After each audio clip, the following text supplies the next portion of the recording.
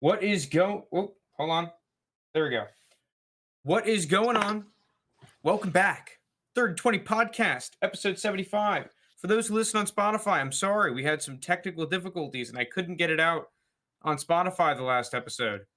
Um, so sorry about that. That's my bad. If you're watching the YouTube, should have been fine. But dude, another losing week for the both of us with the picks, unfortunately. It's Units been are tough. on. Yeah, it's been tough the past couple weeks, but units are on the screen. Steed, you are back under positive units, but you were here a couple weeks ago, I and was. you I was. you came up big. I'm still up 9.5. I only lost like zero point 0.1 units last week because the Colts came up huge. My dog of the week. But let's Huge. get into it now. Do you want me to start with dog of the week again? Dude, yeah, go ahead. Like I don't even know what to do right now because I'm in just shambles from these past 2 weeks. But I will say, I think in the history of gamblers, I'm the best gambler with my back against the wall. Sometimes I look, my account balance on my book is negative $200, and I'm waiting for that text from my bookie, and then I just full send a couple games, and I get back to the even mark. So I'm feeling that kind of vibe this week. But you go ahead and start it off because I got a doozy for my dog of the week. A doozy, You got a doozy. Let me not actually, but adjust this thing real quick. Hold on. My dog of the week is, there are some things in life that are constant, right? you Death, bet. Yeah. taxes, and the Titans somehow winning when they are plus 250. It's just the way the news goes. Let me look in the history real quick. I have it pulled up for my past dog of the weeks.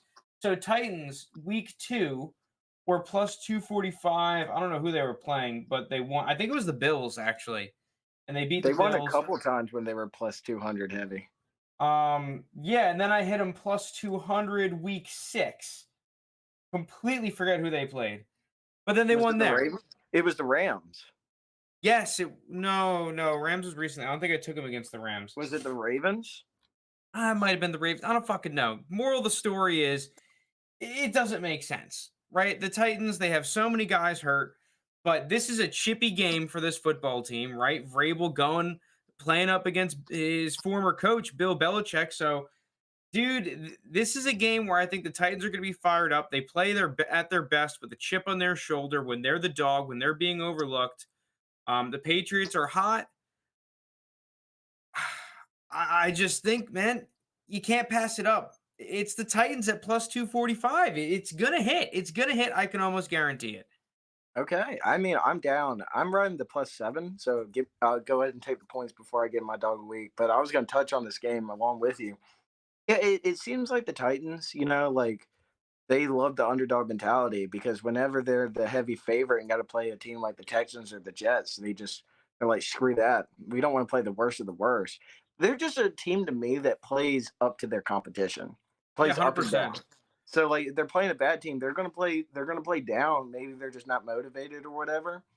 But when they play a really good team and they're like, everybody's counting them out, that's kind of the vibe they get. So, which is really good for this team heading the playoffs because all these teams are going to be damn good Well, at the end of the they're day. similar to the Steelers, right? I mean, you can just look at their spread record. Don't look at 2 years ago because I think the Titans were actually pretty good as a favorite 2 years ago. The few times they were, at least when I'm pretty sure that was the year that Ryan Tannehill took over kind of like midway through the season. Then they just really caught fire, right? They were Yeah. still kind of being slept on for a lot of that portion of the season. Yeah, they finished like 7-2. They started off like 2-5 or something like that. hmm So, dude, you're right. This is a Titans team. Man, they play up to their competition.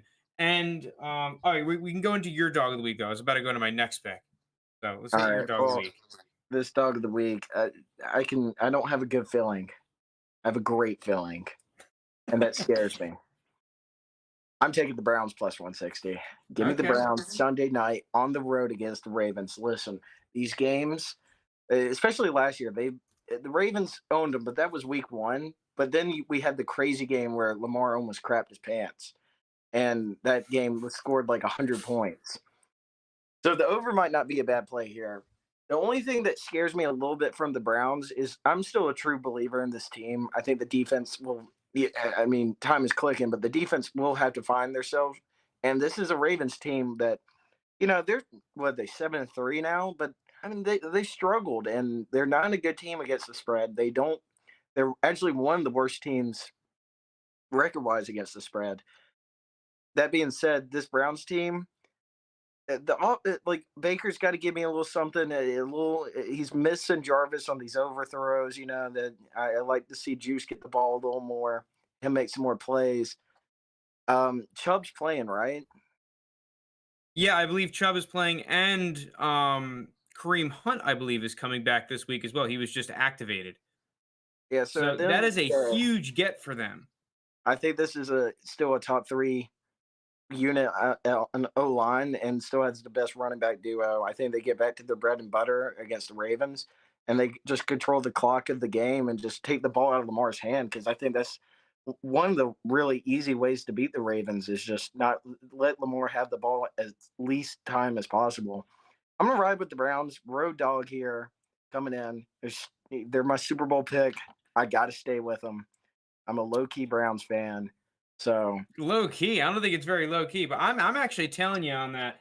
I'm also taking the Browns money line plus 260 for a lot of the reasons you mentioned. And dude, Kareem Hunt coming back, it cannot be understated the impact that that has on this offense, oh especially yeah, with his 100%. receiving output and his work in the red zone. Um, you look at some of these past Ravens Browns matchup, even though the Browns have kind of come up short. Dude, this Ravens team once again is not at full force. They have a ton of major injuries, and the Browns, on the other hand, are getting a lot of guys back. There was a couple games recently where their tackles have been hurt, and I'm pretty sure they're not Conklin is back, but Wills is going to be playing, which is massive because I think he's one of the better left tackles in the league. To be completely Yeah. honest, I loved him coming out of the draft, but the interior offensive line for them is getting healthy. I mean, they're just an inconsistent team, it seems like, Yeah, they are. unfortunately. Well, it's because, and I'm still a Baker guy, but Baker's been playing kind of inconsistent. And it's like I'm ready for him to take the reins. Like you got a good team, man. Let's go. Um, They're being really slept on right now, though. yeah, but like again, like I think it's still a team that was predicted. Like a lot of people had them winning this division this year and taking the next step forward, and you're just getting good value on them.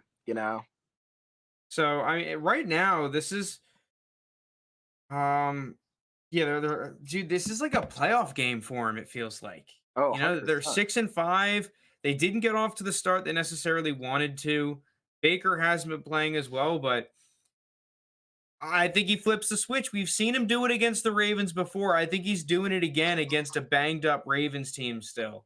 I'm just Especially hoping that Lamar doesn't do crazy Lamar crap and just Oh, well, Lamar is gonna do that. It's the Lamar.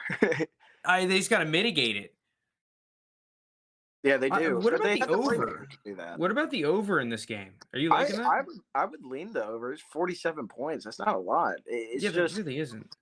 I mean, it comes down to are the Browns going to score 24 points? I think is where I would. The Browns could score 24. No, they need to score probably like 27 because I think you're getting 20 out of the Ravens easily, right? Then again, I don't know because then you saw the Dolphins really shut them down. So maybe like we can't really take last year into account because they are a little different or they're just not playing up to par like it is. But then again, that being said, maybe you can. Maybe these are two teams that just both offices have figured out the defense and just know how to move the ball against each other. So I mean, it's prime time, and the prime time overs have been relatively pretty good this season. They kind of fallen off little bit here, but I know early they were hitting at a good margin. I think they started off like 9-1. Maybe you just see that trend start back again. So I just the importance of Kareem Hunt to this football team. I think I really underestimated, and I think the public is underestimated. He is kind of what makes them go in the red zone. Um, mhm. I mean, Chubb is great. I'm probably one of the bigger Nick Chubb fans in the world, but with Kareem Hunt and Chubb both playing, it gives them such a dynamic element with their running game and their receiving game at that point. Because then when they go jumbo and they go these 2-3 tight end sets, they have two different running backs who are both really great runners, but completely different skill sets. At an elite level, that you can find a mismatch. It seems like, and it should make them go in the red zone because especially Kareem Hunt. I mean, the guy is an absolute beast in the red zone. Yeah. All right, I'm gonna go with my next pick. Similar team to the Titans, and I mean, I got boned last time picking this game, but I'm going right back at it. It's the Steelers +2 or +150 against the Bengals. Fact of the matter is, dude, the Steelers showed a lot of fight last week against a good Chargers team. The Chargers came out with a good game plan. They were tearing apart the Steelers man coverage for a good portion of that game, or if it was a pattern matching zone, whatever. Um, but we're getting a lot of guys back. I think we're getting 5+ players back off of injury, including all pro caliber players such as TJ Watt, Yeah, who that's should bring back that dynamic attacking element to our defense. I still think that the Bengals offense is a little bit overrated. And the Steelers offense has found a way to score points and get going, which I think is really being underestimated. You look at the last time these two teams played, the Bengals couldn't move the ball for shit, but the Steelers kept giving them chance after chance after chance. They were just bound to score. Dude, I think if the Steelers are able to move the ball like they did against the Chargers defense last week, that this is going to be a much closer football game. And the Steelers are just a team that when they're an underdog, when they have a chip on their shoulder, that's when they show up. I'm pretty sure that they win like 70% of the games that they're an underdog at. And then on the contrary, when they're a favorite, they really suck. But dude, this team's got a chip on their shoulder. I think that they're going to look to really come out firing off of that rough loss last week. yeah, I like the pick. Especially the offense was moving the ball really well. Like even when the Chargers were controlling that game, the offense was moving the ball. They got that field goal in the first drive. Could have easily been 7 there if one of those passes to Deontay gets you know just completed in the end zone. Claypool was doing really well too. We kind of finally saw the Claypool that we saw flashed last year. We finally Yeah, saw him this game, which could bring a huge vertical element to the offense. yeah, and then like it. You scored like 20 unanswered points in the fourth quarter or whatever. You went up like 37-34, I think it was. Yeah. So, that was nice. Man, I think I'm going to tell you here too. I'm going to take the Steelers plus the points. I'm going to take +4 and get them. Again, they're away this game. Yeah, they are away. Okay, but that doesn't, again, like you said, they're underdog. It's a pretty veteran team too, so I don't think playing on the road scares them. And like you, I'm not a believer in this Bengals team. They still got to prove it. Like you get off to that hot start, then you see them crumble a little bit. This is a divisional game. You get some playmakers back on the defense. I think TJ Watt's a huge part because you look at the Chargers game. You probably win that game if TJ Watt's playing because he creates, a little disruption in Justin Herbert's timing. Like just knowing that one of the better pass rushers in the league is on your neck. I think he does that with Burrow here. So yeah, I'll take the Steelers. Yeah, I think the big X factor is what Bengals defense shows up for this game. Is it Mhm. the Bengals defense that let up, 30 points to the Jets and couldn't tackle, and the defense that kind of got rocked against the Browns? Or is it going to be the defense that we kind of saw in the beginning of the season and we saw last week against the Raiders? Yeah, So that's going to be an interesting point of emphasis, but I think this should be a much closer game than the previous matchup. yeah, I like that. All right, I'm gonna keep going with another pick because you kind of got in there with the Steelers with me. I'm gonna be taking the Vikings plus Okay, 150 against the 49ers. I like it. Man, I don't love this Vikings team. they're a complete crapshoot. But I think so are the 49ers to a certain extent. The 49ers have been playing much better ball, but it's still Jimmy Garoppolo at the helm. I don't believe in Jimmy Garoppolo's level of consistency. I still think that we're going to see the quarterback that will have those weeks where he sucks ass. And I think that could easily be in the cards this week. They've gotten going. I feel like they've had some relatively easy matchups, though, and they've kind of just had some smooth sailing. I think that ends this week when you get in this weird fucking game against the Vikings. And you talk about another team that has a chip on their shoulder. I think that this Vikings team, they're another team with their back against the wall, and I'm going to be taking them. I think that they're going to show up. Yeah, and the Vikings have been huge recently too as underdogs. They were underdogs against the Chargers. They won outright, and then last week they were underdogs against the Packers, and they won outright in a crazy game. So maybe you're getting more consistent play now from the Vikings, where they're starting to win games. They're in the playoff hunt now. I'm pretty sure they're in the wild card, and they're not out of the division too with that huge win against the Dude, Packers. it's So just every game is so close. All of their losses are one score losses. I'm looking at it, right? You lose the first couple games of the season. Bengals, a 1 point loss where you should have won against the Cardinals, a one score loss to the Browns in a wacky game where their offense just couldn't get going. Close loss against the Cowboys and the Ravens. I completely agree with you. It just feels like that I'm getting a team that is mispriced. This team should have a winning record, and they're getting priced as a 5-5 team. yeah. When in reality, a couple things go their way, or they just make a couple plays earlier on in the season.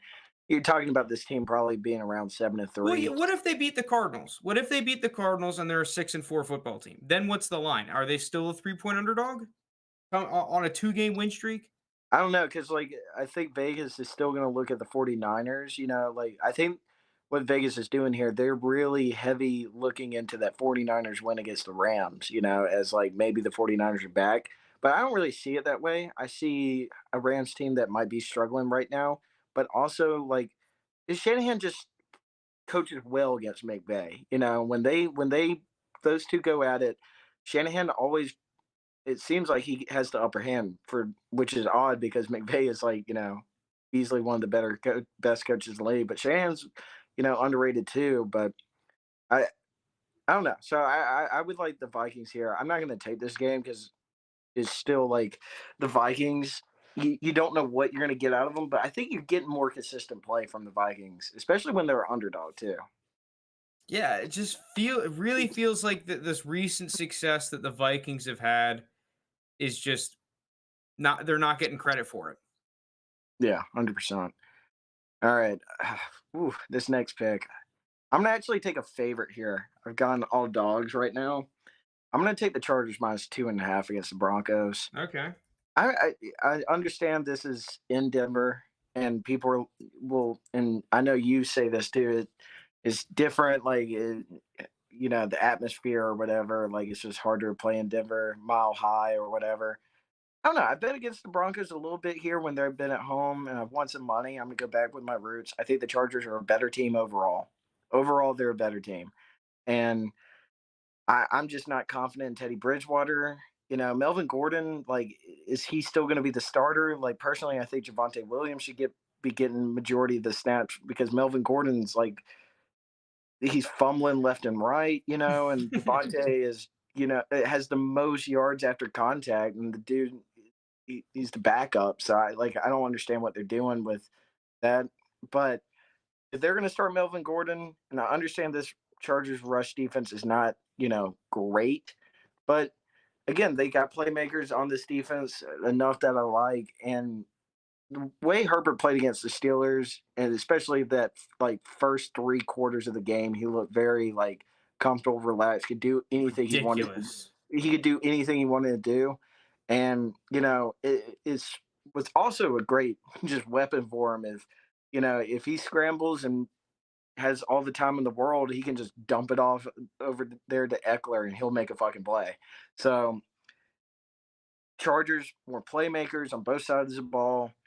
They're the better team. I get them at 2.5 points here. Win by a field goal. Get out of there 24-21, 24-20. Yeah, I'm just curious to see. because that pass rush for the Chargers was really, really destroying the Steelers, and probably the primary reason why the Steelers ended up losing the game.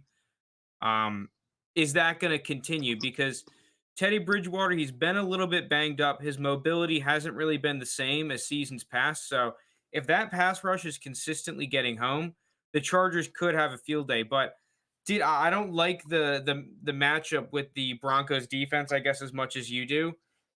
I am scared of that Broncos defense. That is a nasty group. That is a well coached group, and that is a talented group. Yeah, You they're know, good. even without Von Miller, they're able to get to the quarterback. Their coverage is absolutely insane. It's going to be interesting to see. I'm going to be tuning into that game because that's a huge divisional game in a wide open division right now. Yeah, 100%. 100%. My next pick, I'm going to be going. I don't know why I'm doing this, to be honest. I don't like it, but I saw last week the Dolphins beat the Ravens, and I saw flashbacks of the Dolphins that everyone was in love with last year. I saw that a really aggressive blitzing defense getting home. I saw them really threaten Lamar Jackson. And I think a similar thing is going to happen here against the Cam Newton led Panthers. I'm not Yeah. sure how Cam Newton in this offense is going to be able to deal with the crazy pressure. The one thing that really scares me is McCaffrey. Man, if you're one-on-one with McCaffrey, I really don't like that. But plus 110, this is kind of a coin flip sort of a game. They're home. I think the Dolphins are being a little bit underpriced here. So I'm going to take him against the Panthers team that is pretty darn ice cold recently. Yeah, especially their offensive side of the ball. I like you see the over under set at 42.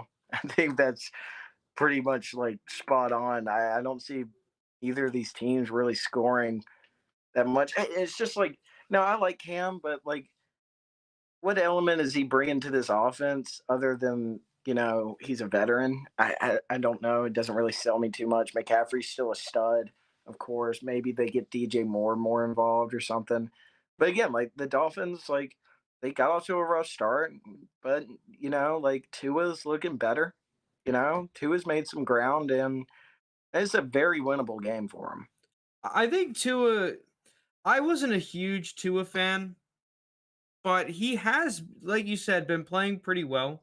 The Dolphins are low key pretty hot right now. They've won 3 straight. I'm looking here.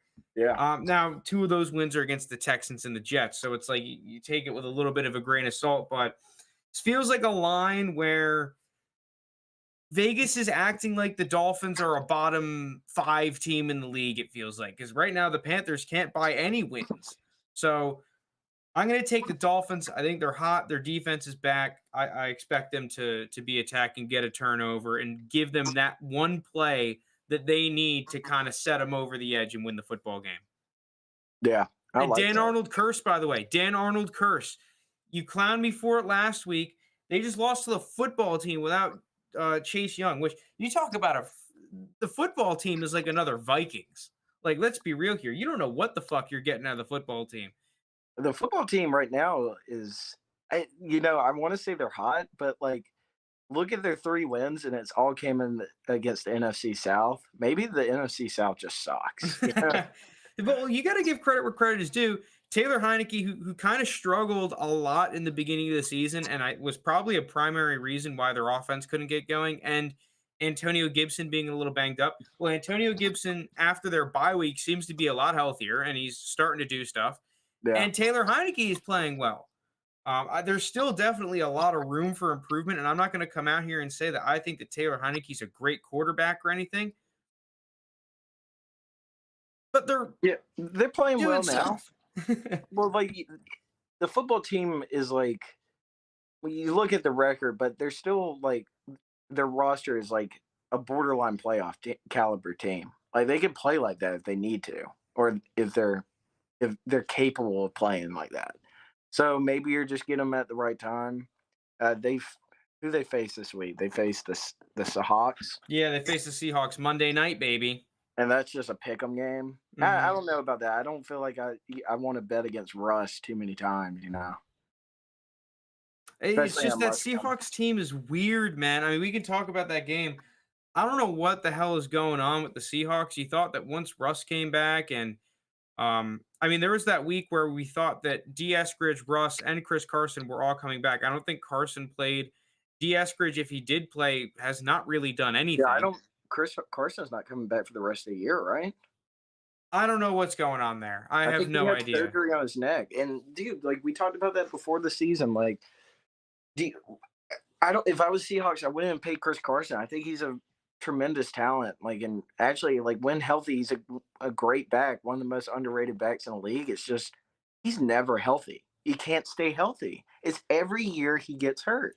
It's annoying. I mean, I have to agree with you just because I don't necessarily agree with the not paying of Chris Carson because it was a gamble and the contract really wasn't that bad. But the fact of the matter is that the running back position on this football team is such a glaring hole because when you look at the weeks where the Seahawks, especially early in the season in the past couple of years, have been really dangerous, it's where they've had that running back who's able to do stuff in the running game, but also in the passing game, which I think is the biggest problem with them is that even when like a guy like Alex Collins is rolling, he doesn't really offer anything in the passing game. And that's the big thing where Russ could really use some help is that Russ seems like you're just asking him go out here and win us games. And teams are able to play two high safeties and whatnot and double DK and without that stud running back, at least a Chris Carson level running back, this offense has really been struggling outside of just okay, Russell Wilson's not playing at the Russell Wilson level. Yeah, 100%. Yeah, and just to go back to the game against the football team, it is at pick'em right now. So basically, just whoever you like more. I don't like. I don't really like both of them. You know, so like, Yeah, I agree with you. I'm not confident enough in either team to take it, and I'm not getting good enough odds to say, oh yeah, I'm willing to bet on the coin flip here. You yeah, know? Like, for example, the Dolphins Panthers game that I just took, to me, that's a very coin flippy esque game. Who's going to make the turnover? Who's going to come up with the big play? I'll take a coin flip at plus 110 odds. yeah, At true. least I think it's a coin flip. I'm not going to take a coin flip where I'm eating, I'm taking minus 110, right? I don't like those odds for a 50-50 shot. Yeah, So 50-50 shot. Is Russ back? Is Russ not back?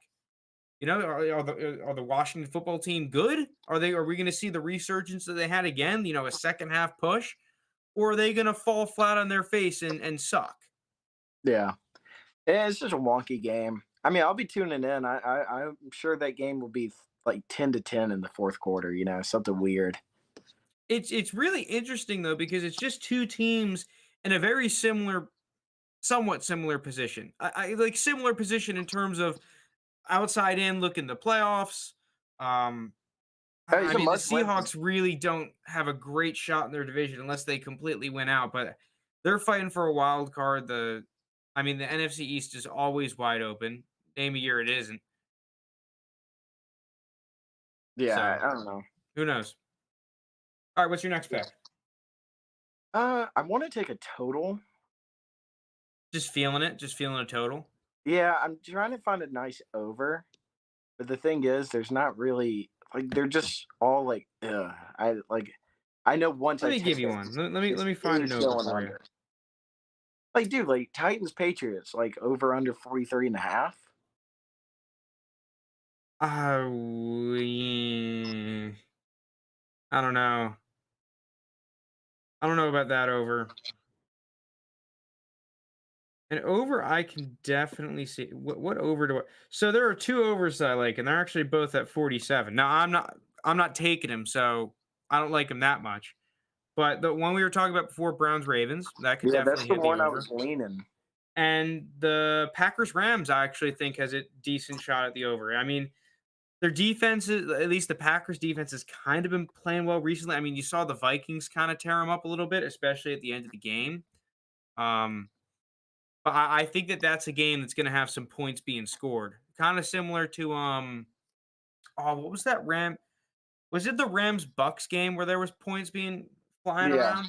And Yeah, I think it might be really, kind of similar to that. yeah, Rams low key just kind of blew out the Bucks that game too. But besides like the Bucks' last second touchdown, but I that's when like really the Rams were at like their offense. You saw how deadly it could be. But the Well, it's thing is, interesting too because you have to remember that's a playoff rematch it is, where yeah, Aaron Rodgers kind of tore him up. he Especially those did, big plays. Maybe a Marquez Valdez Scantling long touchdown kind of a bet because he scored one last week. He scored one in the playoff game that they played a couple last year. I mean, dude, you're gonna be doing everything you can to shut down Devontae Adams, right? You're gonna be having freaking Jalen Ramsey on him, and I think you still double him at that point. Even if you have Jalen Ramsey on him, I still think you double him. yeah, So I think that one of those other guys is gonna have to show up, and they will show up. It seems to be the same story with the Packers, where you're always coming into the season questioning their third, second receivers. But it's Aaron Rodgers. He makes it work. He's able to turn a guy like Alan Lazard into a stud receiver some weeks. Marquez Valdez Scantling looks like he's Randy Moss some fucking games because Aaron Rodgers is dropping it right in the damn breadbasket. yeah. That's true. You know what? You convinced me on that game. I'll take the over 47, the Rams Packers. I'll do it. That'll be my Okay. total. That'll be my total play for the week. And it like it's looking at it, it's two offenses that can really pop off. Two of the better offensive minds in the game at head coaching. It's just something about that Packers defense, man. It scares me. Where they could hold the Rams to like 17 points, and then you need a lot of help from the Packers. Well, the interesting thing about the Packers defense to me is that I hope I'm not Preston Smith. I know there's Zadarius Smith who has not been playing. He's been hurt, but then there's Preston Smith who, when they first signed him, he was a beast. Then the next year he sucked ass, and I'm pretty sure was one of the lowest graded pass rushers in PFF. And now this season he's back to being a stud and looks even better than Zadarius Smith, who was like Yeah. perceived to be their number one stud pass rusher. So really, I mean, and Devondre Campbell is another dude who was kind of average for a while, it seemed like. And Yeah. now, I mean, you mentioned it last episode, has been a stud. Yeah, he's been This one of is, the best linebackers in the league. I don't know what magic wand they waved or what genie they wish to, but they have just turned around a ton of veterans' careers here. And then Eric Stokes has been playing very well as Well, well. I want to give I think it has to do a lot of cred to that secondary. Like I think the coverage so damn good. They're allowing these players get home, And and they're like fucking fast. This is a fast defense. yeah, like when you got Jair Alexander, then you line up, and then you got like Eric Stokes. Like I mean, we talked about last episode about these rookie corners and just how how good they are. But I mean he plays like he's been in the league for 5 years. So Yeah, like, and Darnell Savage, I love him. He was a safety that I liked coming out of the draft. hmm So yeah, you're right. That secondary is nasty. yeah, it That's gonna is. be a really fun game, and I'm expecting to see some tricks. So I Okay. expect to see these coaches pulling out some stuff, some new looks, some things that aren't on tape because it's a big matchup for like the number one seed in the Oh NFC yeah. potentially. I mean, this could be the NFC Championship. And honestly, like if there was a favorite, I mean, obviously you put the Bucks in that conversation too, but like in a mix of teams, like these are two of the three top teams in the NFC. And if I had to put money on it, I think this is going to be the NFC Championship. Ah, man. So I'm just gonna roll with the points this time. Because like now, like when you watch this game, or at least when I watch it, I could just root for the offenses and Mhm. just get to enjoy both teams. I mean, it's a damn good good game to be rooting for the offenses. Yeah, I mean, both offenses had the capability of putting up 30 plus. It's All just right. like their defenses are good too. I have one more pick. I told myself I wasn't going to do it. I'm actually really glad I didn't do it last week because I'm pretty sure I would have lost like every single one of those damn college football picks. Um, Oh yeah, yeah. Man, that last week was tough. Besides but I'm Baylor, dipping my finger back in. I'm reaching back into the cookie jar you're going and BC. I'm hoping I don't get caught. Right. And I am going to be taking Oklahoma plus 160 against Oklahoma State. Yeah, I know. I'm Oh, falling for the bait. I am taking the bait so hard. I oh, really like this Caleb Williams kid, though. I think Caleb Williams is a stud.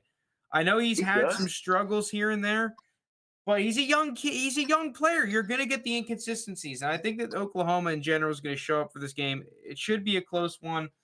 I'm going to be taking the team that I think is just more talented as an underdog, even if they're on the road. I know I am taking the bait. And honestly, if you're listening, you should just hammer Oklahoma State because I seem to always lose money in these damn college games. But I'm going back. I'm not giving up. Yeah, it's a wonky board this week too because there's a lot of good games, but like I think games that could go either or. And I'm gonna do this though. I'm going to take this, and I'm shocked the line is even this low. I'm taking Ohio State -7 I figure that I think that that's kind of a sharp play, but because I like I'm this Michigan team though. I think this Michigan team is built a little bit different than Michigan teams have passed, but no, I'm telling you right now, watch this Ohio State team. It's just it's like last week, right? Like a lot of people are like, dude, why is Michigan State 19.5 against Ohio State? Like Michigan State's good, right? And they are a good club. This is Ohio State team that is just hitting it all cylinders right now at the perfect time. And then this is the rival. This is the big game. Michigan hasn't beat Ohio State since what 2013, 2011. One of that. They've beaten them 3 times in the last 2 decades. 3 and 17 in the last 20 years. yikes. Now they've lost some grueling games, like some close ones. But recent trend is they get their ass kicked because at the end of the day, Ohio State is just the more superior team. I don't care if it's being played in the big house or not. I don't care.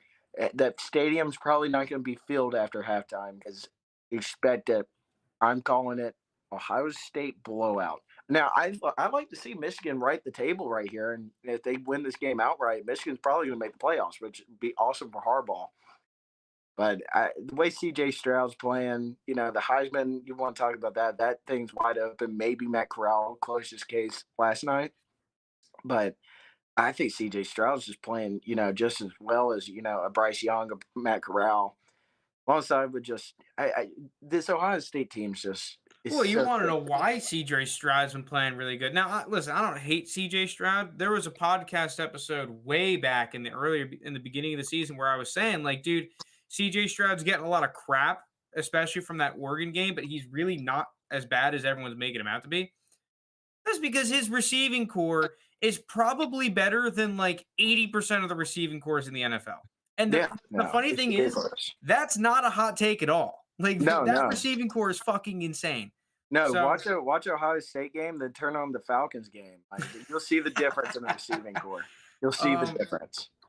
so yeah, I mean, the question is like, I guess you're gonna have to get a pass rush if you want to beat this Ohio State team because you're not covering these dudes. And they Um, do have that. They have that one kid. yeah, that Hutchinson kid, right? Yeah, that he's going to be a first round pick. He might even go in top 10. They're saying that Aiden Hutchinson, I think it Mm-hmm. is. He's really good.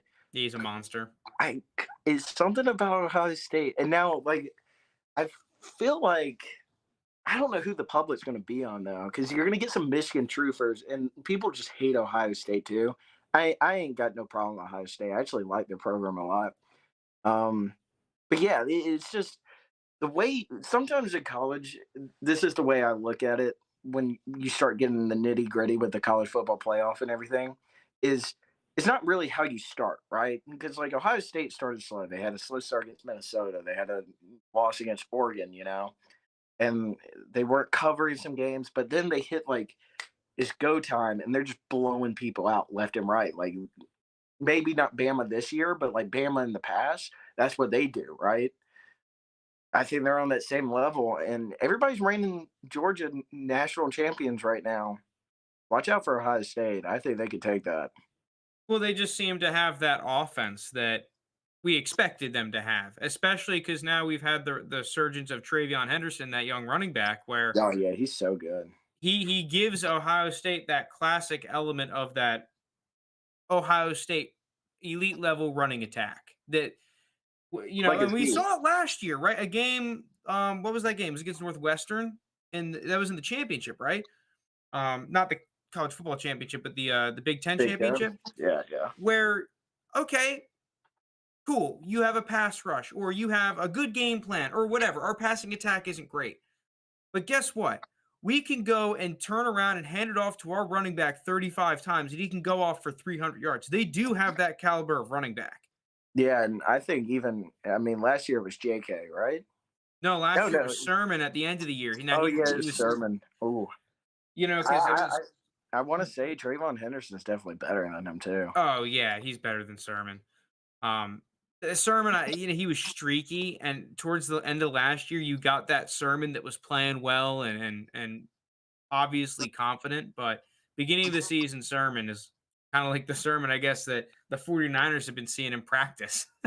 I just think people are still sleeping on Ohio State. Like we gotta remember they were in the national championship last year, right? Like they're always in the college football playoff. Like I know they only have one since it's uh, been implemented and won the first one, but you know they were in the Natty last year and they could have won that if they weren't playing one of the best teams of all time.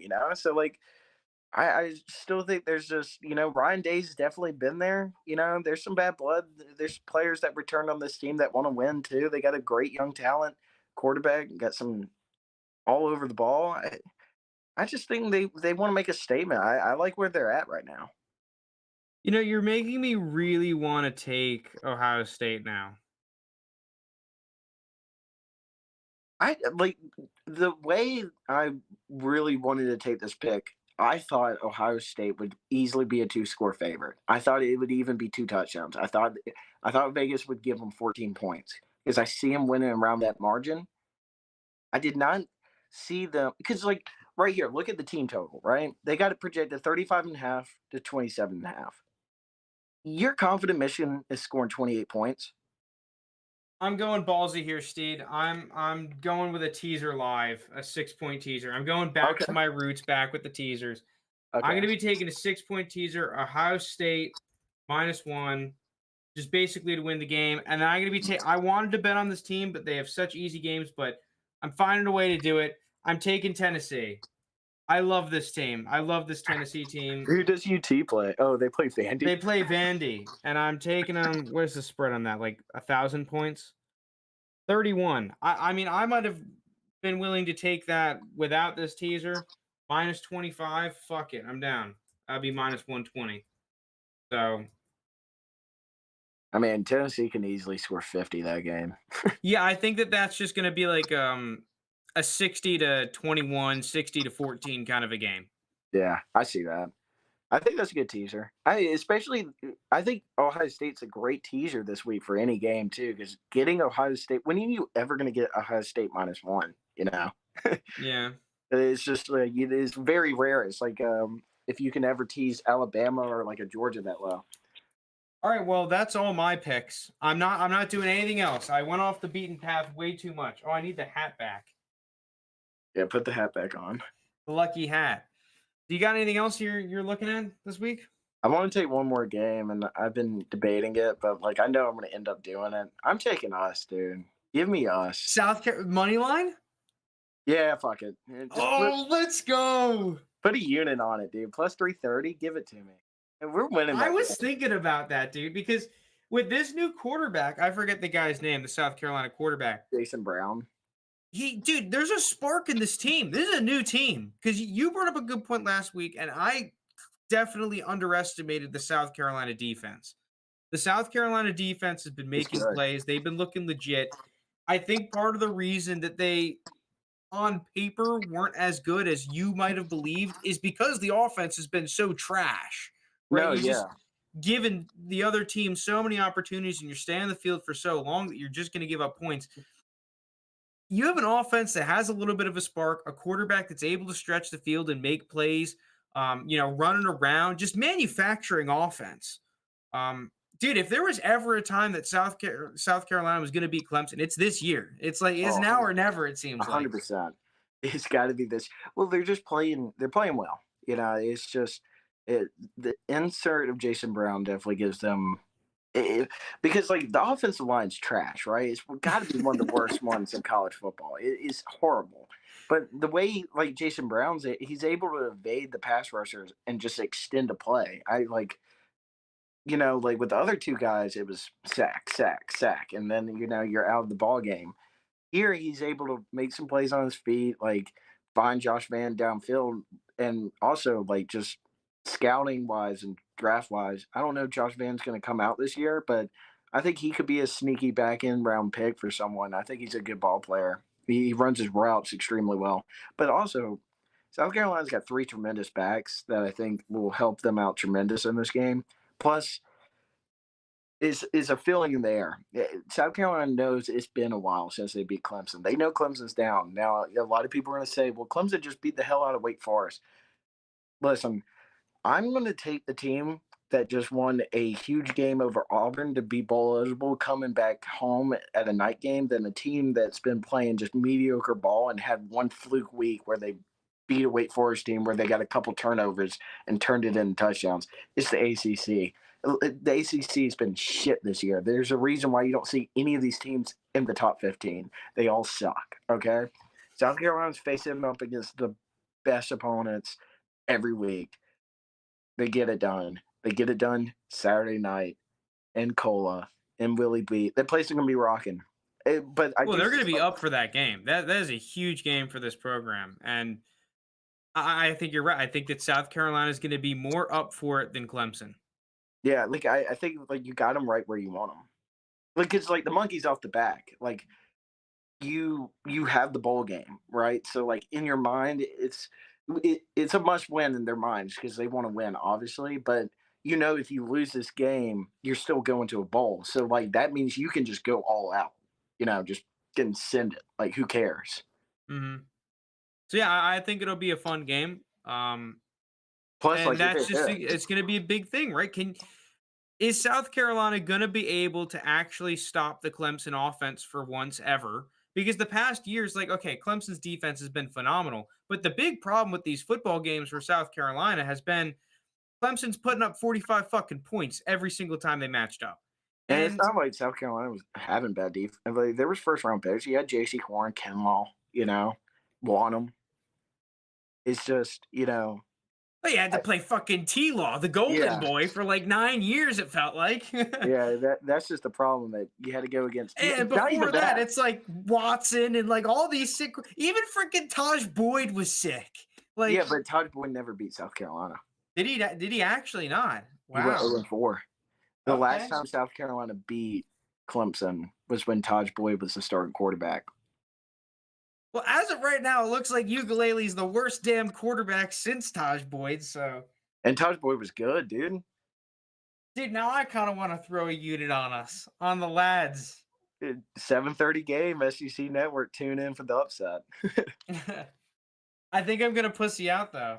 I think I'm not going to. And I will say this about the team and with Beamer though, like I'm softening up to Beamer now because like that's what you do when your team's actually winning games. You don't ridicule the coach.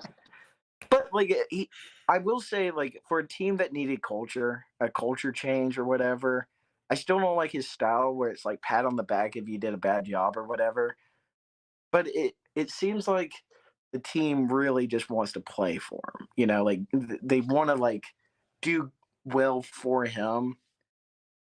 I don't think we got that much out of Muschamp. Maybe it's because he seemed like he was a real dick. But like other than that, I think there's it's been a weird year, man. It's like for like the teams I cheer for. Like I'm just you never count out the impossible. So I'm gonna see if we got one more bag, one more trick up our sleeve. Well, I think the thing that because I agree with you, I wasn't a huge Beamer guy. I mean, we roasted South Carolina on this podcast earlier Oh in yeah, the year. 100%. Um, but I do feel like you're at least getting a coach that is manufacturing offense, right? There was a play from last game where it was kind of just a basic mesh call, but I mean, the way that they lined up the formation, they allowed a running back to just be wide open for a touchdown. That's manufacturing offense. That's what we saw Lincoln Riley do at Oklahoma all these years. Beamer, he was OC or quarterback coach or whatever at Oklahoma, right? I'm not Yeah, getting confused I'm here. pretty sure he was the OC. Yeah, so I feel like you're getting that good offensive mind that can manufacture offense, that can help out your offense, help out your quarterback, which seems to be of the utmost importance in college football right now. And not only that, it seems to be the way that most of these these resurging SEC programs are going, right? Because okay, why are you trying to, because the Muschamp almost kind of felt like we're trying to be Alabama and Georgia when we're not, right? Because you're just never going to be able to recruit like them. And like, oh, the defensive guy, like if you play their game, you're going to lose to those big dogs most of the time. Well, So yeah, I just think like if you want to go back to that Muschamp hire, and I like Muschamp. I thought he was a good coach. I just don't know if he's a good head coach because Muschamp was a big name, but he really haven't had much success. Remember, he was the coach of waiting at Texas with Matt Brown. That didn't pan out. He goes to Florida, coach of waiting for Urban Meyer. He has one really good season where they almost make the Natty, but they go to the Sugar Bowl. They lose to Teddy Bridgewater, Louisville. And then after that, it was really, he gets fired from Florida. South Carolina's looking for a new coach. And then, of course, Georgia wants to be fucking boners and take Kirby Smart was coming here too, 100%. But then they get Kirby, so we have to settle for Muschamp. And Muschamp had a couple good years, but nothing really like he could build on.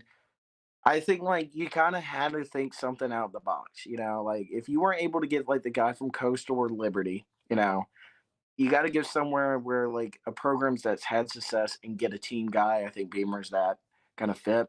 Also, a guy that just wants to win here too. I think that's a big thing for like teams trying to get back into it. You got to get I believe in getting a guy that has been involved in your program and that really cares.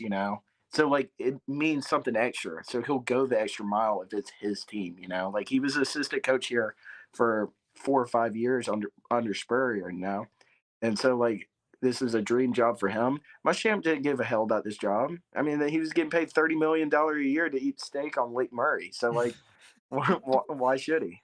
well, listen, I don't hate Muschamp. It's I don't just either. I don't he either. clearly, and this is hindsight, is 2020, right? Like he clearly wasn't the guy that was going to build the program up from scratch. He, He you wasn't just going to kill the program, but he wasn't the dude that was going to do anything special for this football team to be that innovative coach that it seems like South Carolina needs to get some sort of leg up, because the fact of the matter is that they're just not going to be able to get the recruits that the other SEC teams will. They're going to lose out to Georgia and Bama every time. I mean, everyone in the country loses out to them. yeah, And then there's also like, I mean, you got like LSU, Florida, Ohio State. Texas A&M, Yeah. all these freaking schools, and we're always just going to be second to those guys. So like, okay, yeah, congrats. You got a couple of good recruits here and there, but you need a team. You need a team, and you need to have a coach that can like take a 3-star, take a 2-star, and get solid ass production out of them to go with, because like, we're gonna get a couple of studs here and there. Like you're gonna Yeah. get your sick players. So you have a good little pipeline and whatnot, but you need to get a coach that can get the bottom 50% guys to be good contributors to this football team.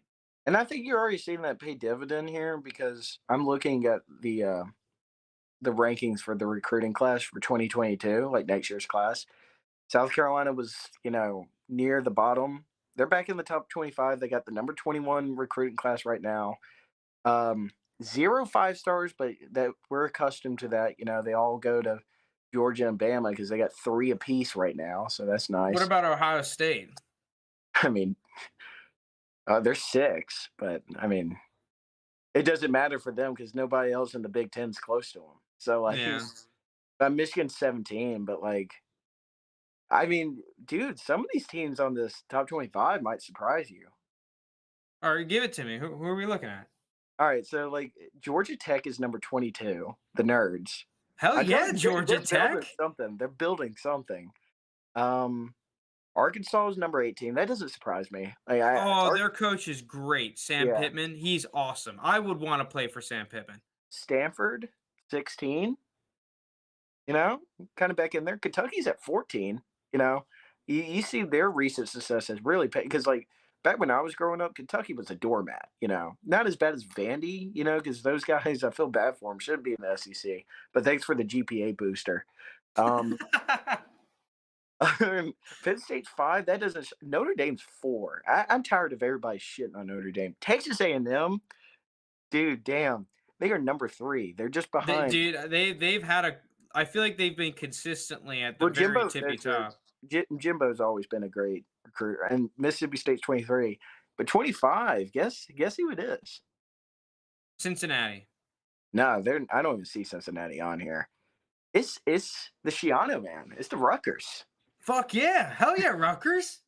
Dude, I mean, you like called it. This is a program. Rutgers isn't great, but they definitely turned it around a little bit in 1 year. They're Oh not a yeah, doormat. I know. I like the Shiano man because, like, again, like you get a coach. He's had history at Rutgers. He's had history winning at Rutgers, which is very rare for him. And I think he cares. He's the Shiano man. Cincinnati, by the way, is at 32. Okay, They that's are just about ahead. where you'd expect them. Yeah, but they're ahead of teams like Auburn. Auburn's at 33. Ole Miss surprises me. They're at 38, and Ole Miss is a 10-win Yeah, team but this what if year. they get Arch Manning? Then where Oh, do they well, go? I was going to hit on that right here. Arch Manning, there was a video that came out, and it's like a girl in his bed. Nice. And she goes like, "You're going to Ole Miss, right?" And he goes, "Yeah." Hottie, he goes like roll hottie toddy or something like that. So and like Lane Kiffin retweeted it apparently. So like I mean, if they get Arch Manning, that's going to be pretty sick. I mean, I know Georgia's in the playing field for that too. So and Bama's always in it, but I just wonder how, like, because you've seen Matt Corral's crazy progression from he's so good. last year to this year, He's right? so good. Yeah. Um, if Arch Manning's looking at that and being like, yeah, I'm gonna go to a team where I have a coach that's had good experience, not just developing a quarterback, like developing a quarterback crazy good, going from a dude that he always had talent. No one's gonna say that Matt Corral didn't have talent. He didn't have the flashes, but a guy that like kind of like with Dable and McDermott and what the Bills did with Josh Allen, where you're able to take a dude that has talent, is a little bit of a gunslinger, but too much of a detriment, right? He just throw too many interceptions here and there.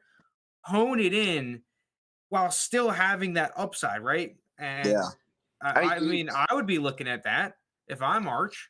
I mean, the way Matt Corral played this year, he's playing himself at possibly being the number 1 pick. Yeah, he's looking like it. It really just depends, right? Compare Because like because he has to be the favorite to win the Heisman right now, unless Bryce Young throws for another 500 yards again. But like I, Matt Corral, like that Ole Miss team was so damn good. They won last night, won very easily against Mississippi State, but they went 10-2 this year.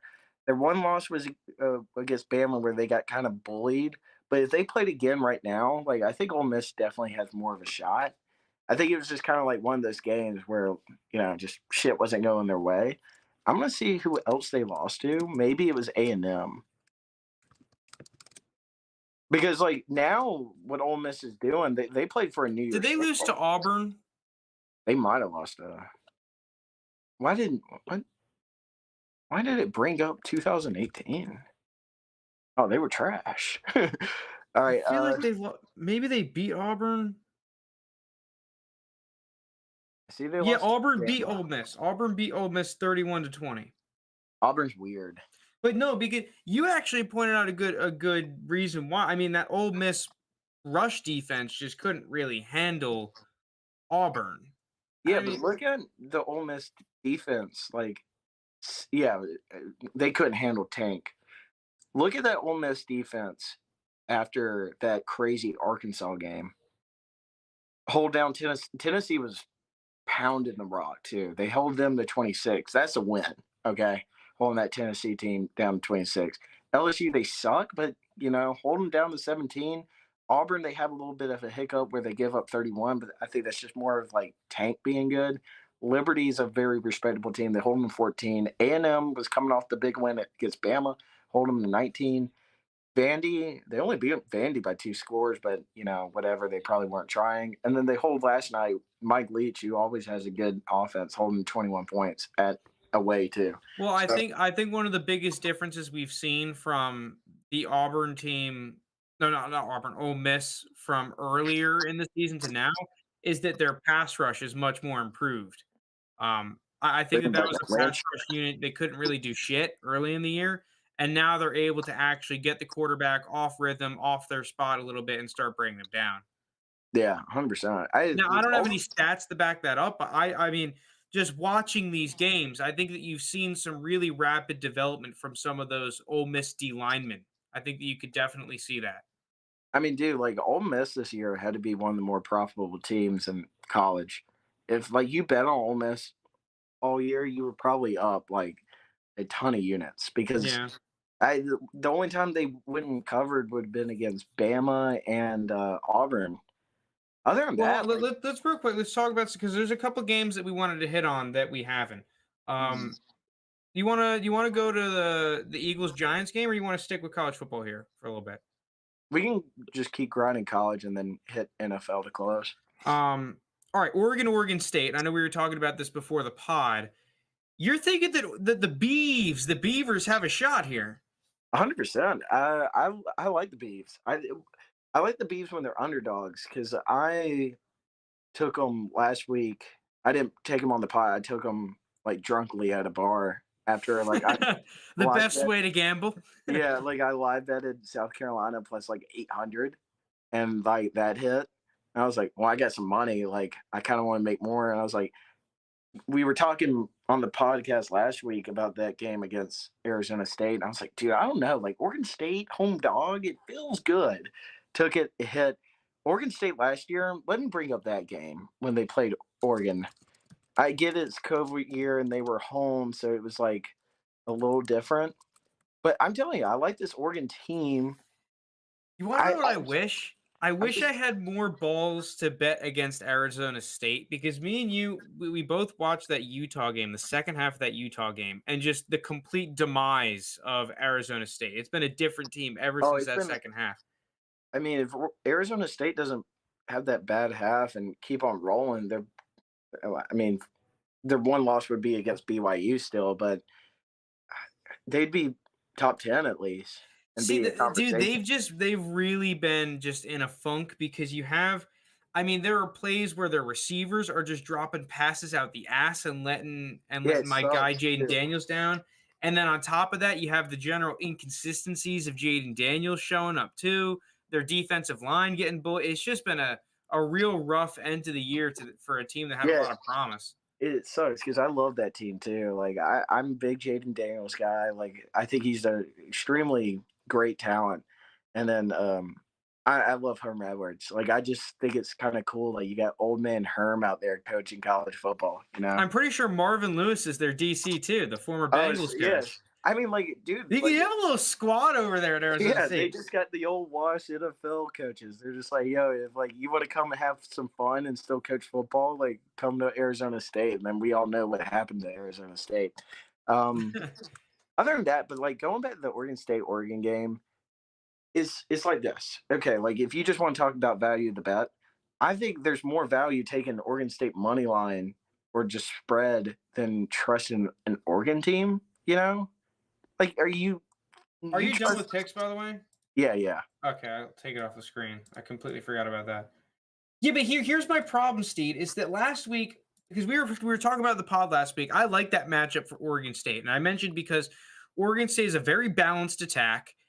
And because of that, and the fact that they have that veteran quarterback that I do think you can rely on compared to Jaden Daniels, that they're just going to win that game more times than not, as long as they're able to contain that Arizona State offense like they did. Dude, this Oregon team is just a different beast. I think that the big problem is I don't think that Oregon State's going to be able to run the ball at all. You're going to have some big plays from a team that I'm not sure it's going to be able to come up with them. But I I don't. listen. I've been a whole lot of wrong in college football, so I could definitely be way wrong here. I look at the way this Oregon State team's going. Okay, after that rough loss in OT against Colorado, that's just a horrible loss, right? But that's life in the Pac-12, you know. But other than that, blowout Stanford by 21. A Stanford team that earlier beat Oregon. They how bad did they beat Arizona State 24-10? That's just you know, That's a easy. good win. That's a really quality Yeah, that's win. just an easy, like a game where you were a 3-point underdog.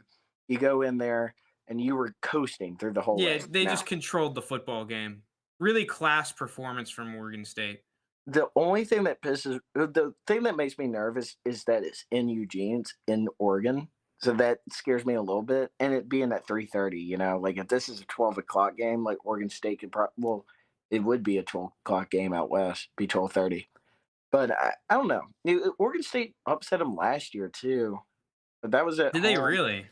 Yeah, it was Oregon State beat them 41-38, if I remember. It was a crazy game, dude. I was watching with my dad, but it was like really bad weather too. Like you couldn't. It was like fog bowl bad. You couldn't see the field. Um, but again, like Oregon State had a big win against Utah. The thing that makes me nervous about Oregon State is I'm looking at all their wins, pretty damn good at home. I'm looking at their losses. They lose on the road. They are not a good road team. They are wow, dude. They might have they won a road game all year? Okay, they beat USC, so they are Oh yeah, they beat USC like everyone else. yeah, exactly. But Everyone else that like wasn't Arizona. so they're 1-4 on the road. Yeah, that is a little nerve wracking. So like yeah, that kind of scares me a little bit because Oregon's gonna be up for this game too. I need to take a look at the Pac-12 standings here to make sure this game is not. Well, especially because the home field advantage actually is way more important in college football than in the NFL. Well, I think this game counts for a lot because if Oregon State beats Oregon, they have the tiebreaker, and then I think if Washington State loses, Oregon State wins the Pac-12 North. What is going on? The Pac-12 is crazy, dude. You gotta love the Pac-12. Yeah, but Utah's already in because Utah said like, yeah, They deserve it too, man. They ran the table at the end of the season. I mean, dude, 8-1 in conference play, just yeah, like they started off 1-2. Let me check who they played out of conference, make sure it wasn't like like some really good teams. Why did it take me 2019? All I right, don't they know what's lost to going on with BYU. your computer. Yeah, I don't know. Okay, they lost to BYU. BYU's a good team though. They lost to San Diego State. That's a ranked. These are two ranked opponents though. Well, Um, also, I think that just Utah were, it's early season losses for them. They just really weren't in that groove yet. That they kind of found their stride later in the year. I mean, dude, they just beat down on Oregon. Beat down on them. Oh yeah, I mean, 38-7. the thing is that on the contrary, because we're talking about Arizona State falling apart. I mean, we have to give credit where credit is due to this Utah team. They have been physically bullying people, Yeah, they're right? good. They They're they good have team. just been their fronts on offense and defense have been controlling football games. So I mean, that's going to be a big matchup here Yeah, for Oregon State up front, and that's the reason why going back from Utah to Oregon State, Oregon. I don't think that Oregon State's going to be able to control the ball like they did against Arizona State. I don't think they're going to be able to contain Oregon's front on offense or defense. I think that's Oregon's strong suit, and that's the one reason why I'm not confident in Oregon State this game. I think I might be fanboying Oregon State too much. I think it's gonna be a tough game for them to win, but I just don't like Oregon. I don't like when Oregon's like good. I like when they're bad. Well, it's also what Oregon offense are we going to get? Are we going to get an Oregon offense that can't move the ball and can't score? Or are we going to get an Oregon offense that has these big plays and these chunk plays where they're able to like cheat to a certain extent, right? They don't have Yeah, to control the football. man, it's crazy to look at this Utah team after that Arizona State. Okay, here's another really interesting game. Penn State, Michigan State, because this is one of those classic games where, dude, Michigan State is the ranked team. They're at home, but they're a 4-point dog to Penn State, right? That's usually pretty damn telling. If you look at, I don't have the numbers in front of me, but generally speaking, when there's a ranked team that's an underdog to a non ranked team and they're at home, That's like big alarm bells should be going off that Penn State might run away with this one.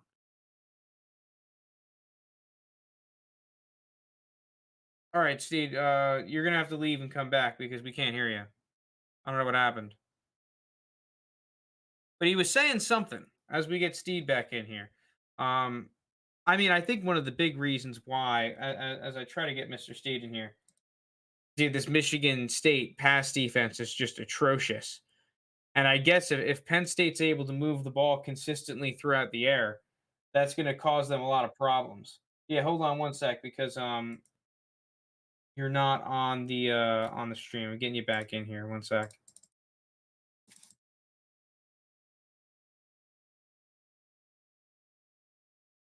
All right, you're back. Welcome back, Mr. Steed. Nice. Yeah, that is a big dude, it is weird So I that was just Penn saying that State like gets favored. maybe the reason why is because that Michigan State pass defense is just so trash that I mean, Penn State, they can't. It seems like they have the talent with especially with guys like Dotson, Clifford. We've seen be all right at points in the season, albeit inconsistent. Maybe they're thinking that Penn State can just move the ball consistently throughout the air, and then that defense will just be the Penn State defense, and they'll control the game. Yeah, it's 4 points and a road dog, and Penn State's not ranked, correct? Yeah. So, mm, maybe they're just kinda looking, like, at Michigan State, like, they're finally fizzling out, like, they had this Cinderella kinda season where they came out of nowhere and they were playing with the big dogs, like, had a big win against Michigan. But after, the loss to Purdue and the beatdown by Ohio State, Jesus, Penn State, they're kinda just saying, "This is a Penn State team that was really good early on. They could finish strong here." I don't know. This is still a toss-up game because I don't want to bet against Michigan State because I feel like Michigan State is just having one of those seasons where it's like you're looking at it, you get a home dog here, and Michigan State is capable of doing like crazy things. Well, I also just wonder because you look at two of Penn State's losses. I personally think just shouldn't have been losses, and I actually really blame the coaching staff for these losses. And that's the Iowa was Iowa game. definitely one of And that was unfortunate because their quarterback got hurt, but nonetheless, the Iowa offense was still shit that game. They just had a couple of schemed up plays, horrible, big plays that won them the game. And then at Illinois, horrible. how many 2-point conversions against Illinois are you going to have where you can't fucking score? Oh yeah, I forgot about the 9 overtime game. Yeah, that's a terrible loss. Because, I mean, they play Ohio State pretty darn close, right? They were like a 20-point dog. They only lose by 9 points, and the game was pretty close for a lot of it. You have a really Yeah. close loss against Michigan. That was a really winnable game. Dominant performance here last week against Rutgers. Like maybe they're just thinking, hey, if we're getting a Penn State team that can put up 28, 30 points, that they should be that defense is so good. It's an NFL caliber defense that they should be able to hold Michigan State to at least 20, 21, 24 points. Yeah, that's a really good game actually. I mean, every game this week is going to be really good since it's rivalry week. I don't know. I would like Penn State there. I think the spread being at 4 there for a road team that is unranked, like you said, it's just a big telltale sign. Mm. All right, now let's get into the last game that we wanted to talk about because you wanted to mention something that's interesting, and that pertains to this Eagles Giants game, and that the Cowboys have been falling off. It looked like they were going to run away with the NFC East early on, but the NFC East being the NFC East, that's not going to happen. It's still a race to 10 wins, it seems like. The Yeah. Cowboys just lost a nail biter on Thanksgiving, and you wanted to kind of beg the question. I'll give you the floor here for the Eagles to come in and potentially swoop in for the division. Yeah, why not the Eagles? Like, I think the Eagles are the most slept on team in the NFL right now. I think they're playing just as great ball as the Colts. They're a hot team. I They're slept playing on them. great.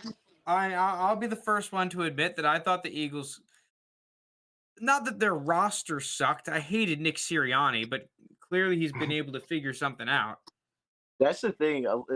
The public really does not like Nick Sirianni. They think he's a bad coach, but they're winning.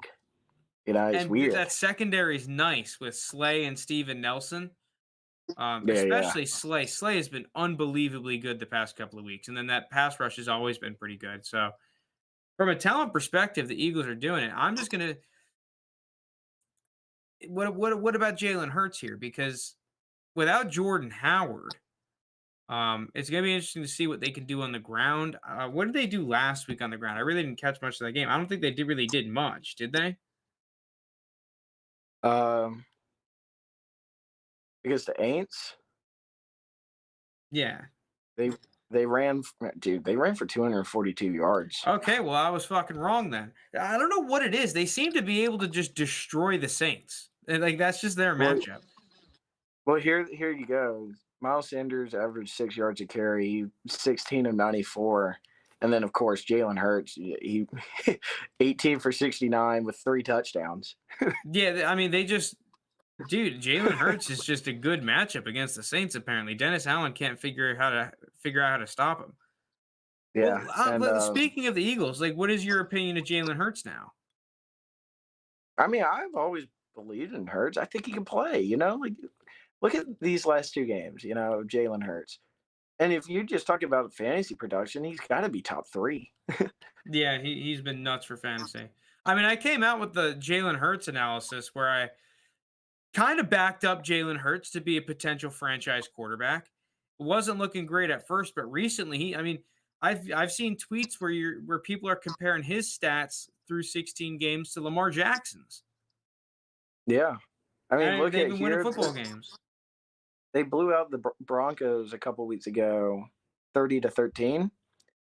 I mean, Jalen Hurts was 16 of 23 for 178 yards, but this is a good Broncos team. He threw for 2 touchdowns. He did throw a pick, but he another 50 yards on the ground. So, like, at the end of the day, what Jalen Hurts is going to give you, he's going to at least give you 200 total yards by himself, like through the air and on the ground. He's at least giving you that.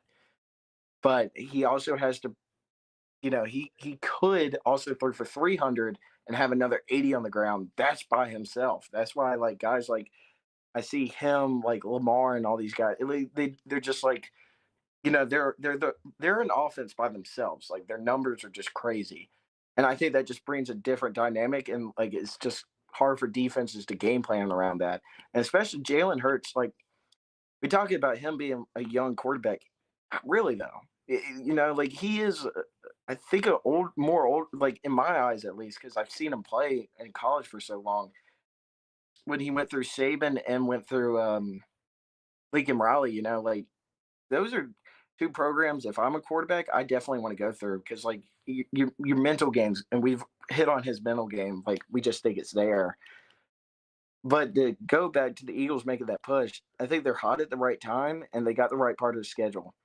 Because listen to these remaining games: Giants, Jets, football team, Giants, football team, Cowboys. So if you want to get back in the playoffs and take the division, you got 1, 2, 3, 4, 5 divisional games, and then you got the Jets. Those are 6 winnable games right there. Man, I still for some reason just can't buy into the Eagles. I just can't do it. Now it might be like a look, like they're 5-6 right here. So I think you want to. They would still have to run the table because they're, wow, dude. Did you know that the Eagles are 4-2 away, but 1-4 at home? They suck at the link.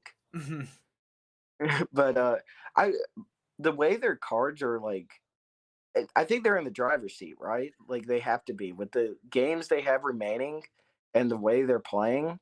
I think they found a good niche, and there's confidence back in that locker room where they can run the You said table. it, right? It's these division games that are going to decide their season. If they're able to just run the table here and set themselves up for like a and you win the division scenario last week against the Cowboys, I mean, that very well could be the scenario, especially with how banged up the Cowboys seem to be. Now they do get like a little bit of a long week here from playing on a Thursday, but I I mean, think the I would big be kind of factor for the scared. Eagles, though, to me, is are they going to be able to get these chunk plays on the ground still? Like, are they going to be, which they seem to be able to do against the Saints every year, apparently. Um, And that's one of the better rush defenses in the league. They did so against the Broncos too. I don't know. Maybe something's going on. Maybe Nick Sirianni's actually good. Well, Jalen Hurts seems to be playing at a pretty damn good level here. He's starting to hone in on some of his mistakes. He's being way more consistent through the air. Devontae Smith is making plays, but sorry, Eagles fans, I still don't believe in your team. I do not think this is a playoff level team. I think they have a playoff caliber roster. I don't think they're a playoff caliber team.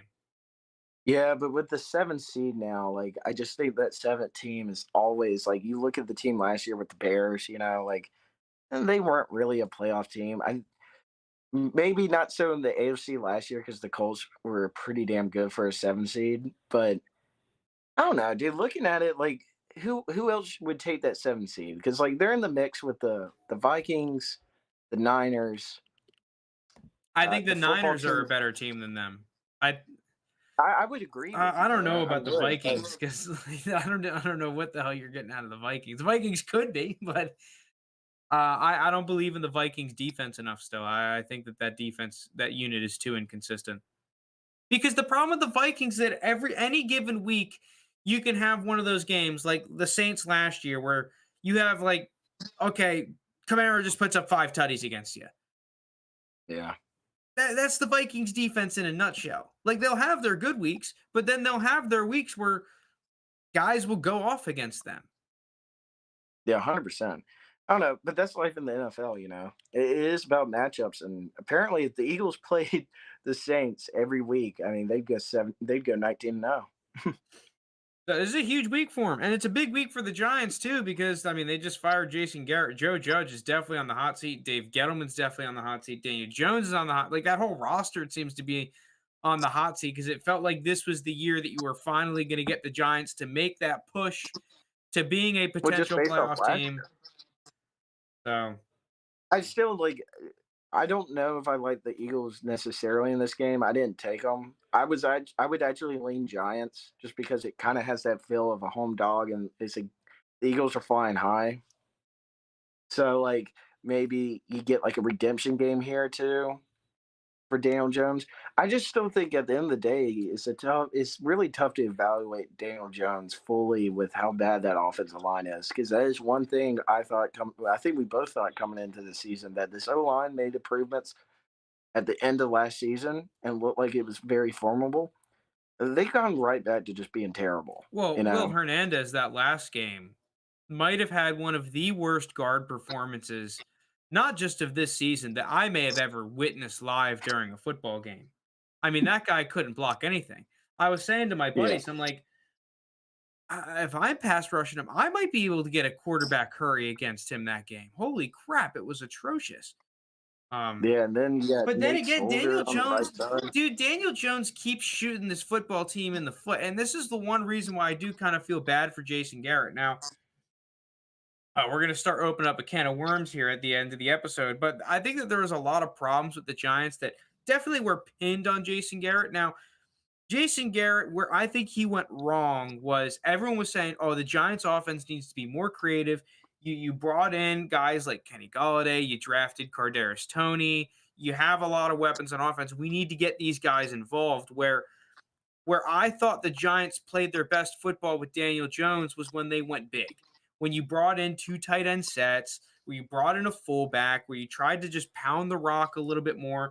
And then on your pass concepts, you just 1 to 2 man reads, where you let Daniel Jones read a deep dig, and you let him make a 2 window decision, right? Where it's like, okay, he's kind of naturally allowed to stare down a throw because you're looking at multiple windows as multiple reads, right? Where it's like, okay, I have a window here before the linebacker and a window after the linebacker, then my check down. Those are my 3 reads. Instead of saying, okay, Daniel Jones, we're going to have to run these full field reads because it just felt like the same story over and over and over again where Daniel Jones stares down one guy and he's missing wide Yeah. open touchdowns when you're asking him to make these 3 man reads.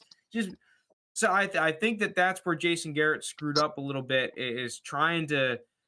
And I mean, I agree with both sides though because it is Daniel Jones's fault. It's like, bro, you can't read like 3 guys, right? It was a fucking mess. Daniel Jones, the experiment is not panned out. It seems like, um, And it's funny because I was a Yeah, Daniel Jones guy when he was coming out, but I did that film analysis on Daniel Jones. I mean, you go back and watch that Bears game from last year. That is ugly, and that's the same Daniel Jones that you got last week, and the same Daniel Jones that has just randomly popped up. He's like Jared Goff.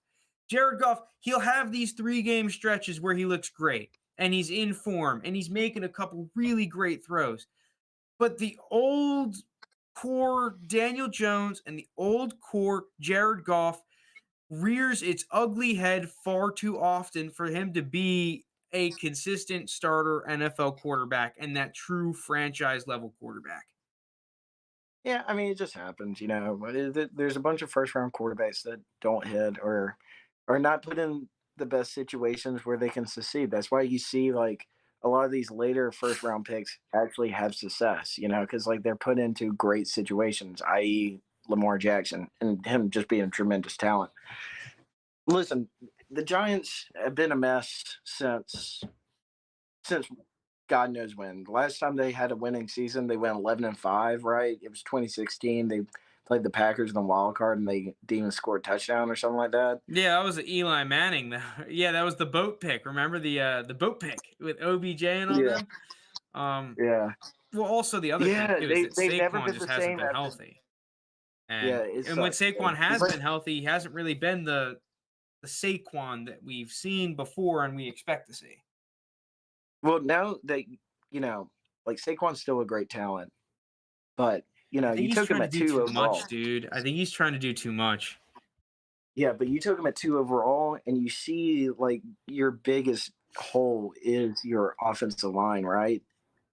I mean, Quentin Nelson was right there. So like Yeah, it's true. kind of like at the end of the day, like, you know,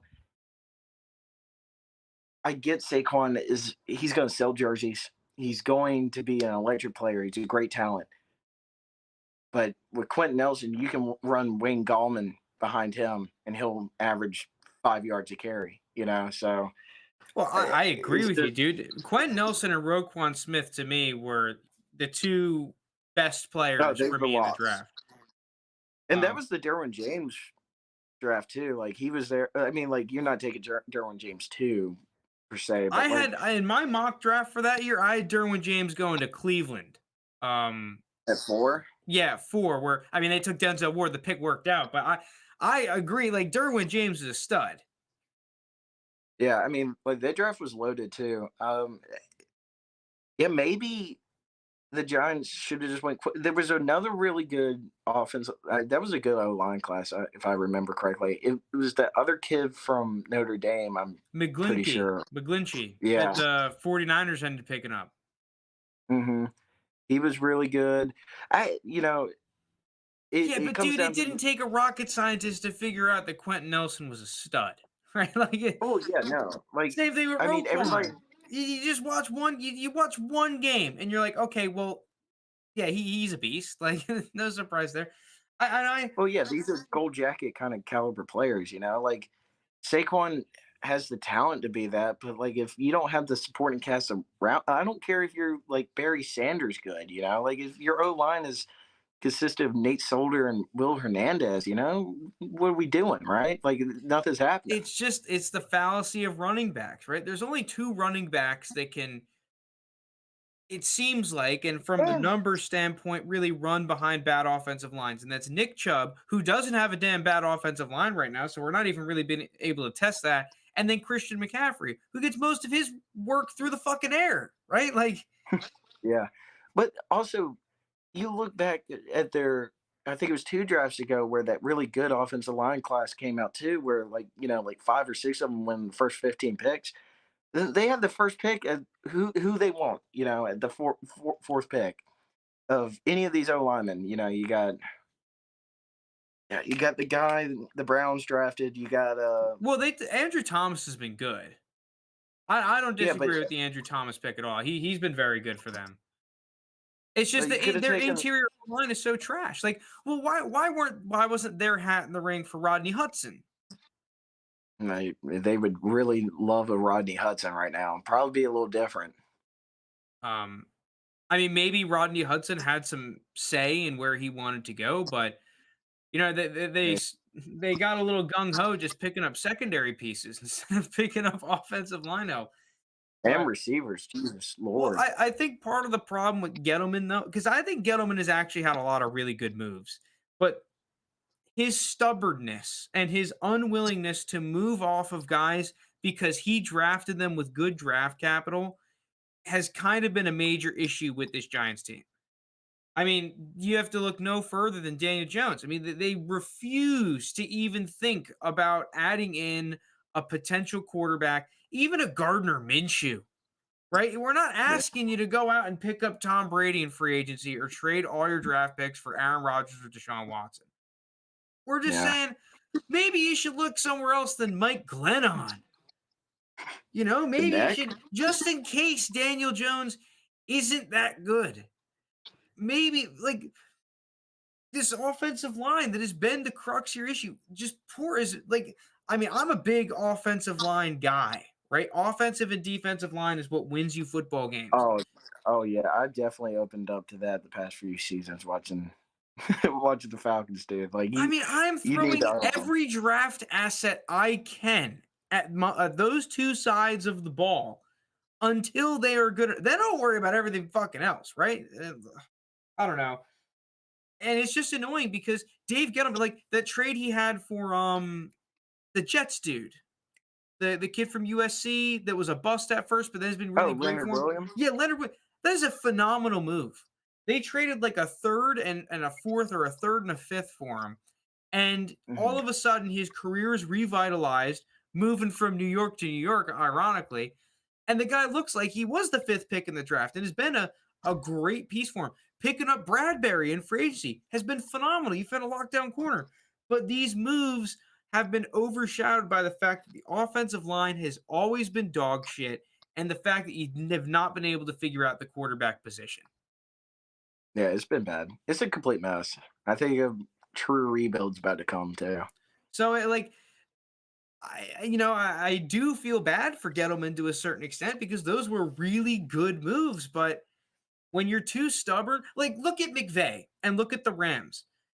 They didn't wallow in their sorrows and say, oh, well, we have to fix Jared Goff because we traded up for him and took him with the number one overall pick. They were just like, well, if the dude isn't performing after year 3 or year 4 and we think he's a weak spot, fuck it. We'll trade a bunch of firsts for Stafford, right? We're going to put our nuts on the table and we're not going to be stubborn and say, oh, well, we have to stick by this guy. You know, Yeah, to a certain extent, the Giants needed to at least put their hat in the ring. When you traded down in the draft, you had the ammunition, I think, to land one of those damn quarterbacks. So, and you're paying the price now, and you're going to get canned for it, and you deserve to be canned for it. 100%. Sorry, I knew I was going to go on a rant about the Giants when we started talking about this, but you got anything else to add? Episode's starting to run a little long here. It is. Other than that, I think this is going to be one of the best weeks of football in general. Okay, well, I'm for it. If you made it this far, thank you so much for listening. Thank you so much for watching. We really appreciate it. Steed, good luck this week. We're gonna need I some need luck. it. We need to start getting some of these picks back on the positive side. But thank you so 100%. much. Yeah, Peace out. it's been tough 2 weeks.